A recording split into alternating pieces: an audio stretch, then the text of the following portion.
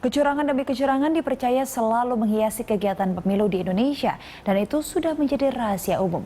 Namun bagaimana bentuk kecurangan yang dilakukan dan siapa pelakunya? Berikut dialog reporter Nurhaini Amir dengan seorang pelaku kecurangan yang berasal dari tim sukses partai dan Capres. Masyarakat kembali akan memilih calon anggota DPR pada tanggal 9 April mendatang. Banyak potensi kecurangan yang terjadi pada saat pemungutan suara di TPS-TPS.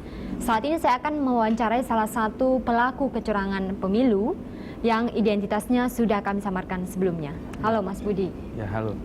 Mas Budi, bisa dijelaskan nggak sebenarnya sejauh mana keterlibatan Anda dalam proses pemilihan legislatif maupun pemilihan umum presiden di tahun-tahun sebelumnya? Saya terlibat dalam salah satu pendukung partai dan juga caleg. Lalu bisakah Anda menjelaskan seperti apa jual beli suara di TPS? Pada saat itu jual beli suara terjadi pada saat orang melakukan transaksi melalui pencoblosan. Pada waktu itu mekanisme untuk memilih itu melalui pencoblosan. Oke. Dan kami sebagai tim sukses mengamankan suara, ada beberapa hal yang kami lakukan. Seperti apa itu? Salah satunya adalah untuk melakukannya adalah untuk membeli suara. Ada bisa melakukannya, kami membeli suara itu melalui lisan, saya sudah mencoblos dan kami berikan uang. Berapa untuk satu orang itu berapa? Sekitar 50 sampai 100. Oke. Ada juga yang kami lakukan karena kami tidak mengenal orangnya, kami membeli suaranya dengan kertas sobekan. Bagaimana? Bisakah Anda mempraktekkan cara mencoblos dengan menjual suara?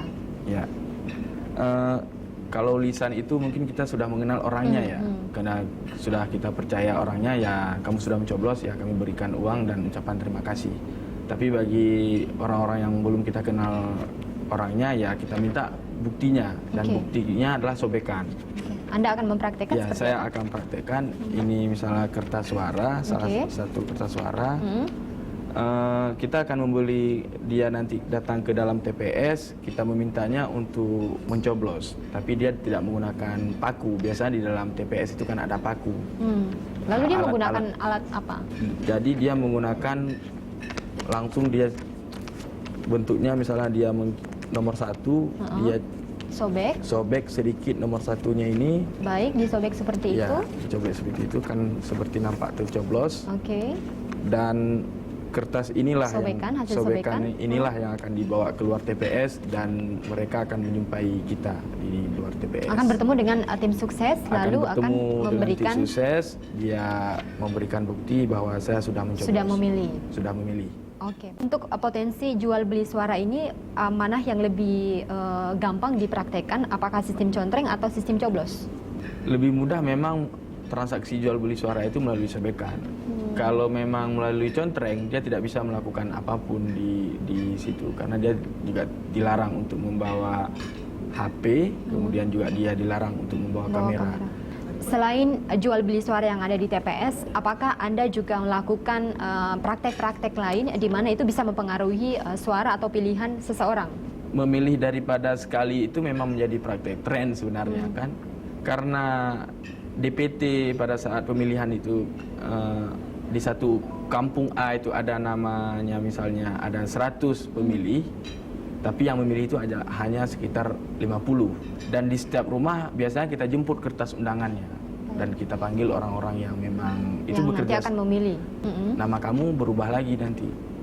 Namanya artinya biasanya memungkinkan bahwa satu rumah ini surat undangan itu bisa lebih. Bisa lebih, karena pada saat itu yang kita tahu banyak dia mungkin ada tidak mau memilih, alasannya banyak-banyak lah. Ada golput, ada dia pergi ke, kalau di desa-desa itu dia pergi ke gunung, ataukah dia lagi ke sawah, dia nggak mau memilih, ataukah ada anak-anak muda yang memang tidak berada di kampungnya, tapi dia masuk dalam DPT karena dia menggunakan KTP di situ kan. Ada yang sekolah keluar daerah, dan surat undangannya itu kan ada di rumah, dan nantinya itulah yang kita minta kepada keluarganya. Bukankah kalau memilih itu kita harus menggunakan tinta begitu? Dan itu sudah punya skenario pada saat itu, tapi di situ juga dilakukan permainan kepada orang menjaga tinta itu. Tolong kepada orang-orang tertentu jangan dibuat begitu. Jadi kita yang melakukan itu hanya sedikit saja. Hanya secuil. Berarti ini Secuil. sangat membuka potensi orang yang sudah memilih kembali memilih Ya, lagi. kembali memilih lagi.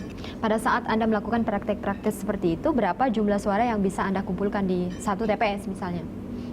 Kalau praktek transaksi itu lumayan banyak memang. Yang paling Dari jual meningkat, beli suara misalnya? Jual beli suara itu yang paling meningkat memang dari sobekan ini. Kalau dari secara psikologis tadi tekanan-tekanan yang dilakukan dia sebelum masuk ke dalam ruangan TPS, ya kita tidak bisa memprediksikan bagaimana, tergantung orangnya yang menghadapinya. Tapi dengan surat undangan juga banyak juga. Artinya ada dua, memberikan surat undangan tadi, kemudian Dengan jual beli sobekan, suara. sobekan. Tapi tekanan psikologis ini jumlahnya Jumlahnya tidak bisa minim. kita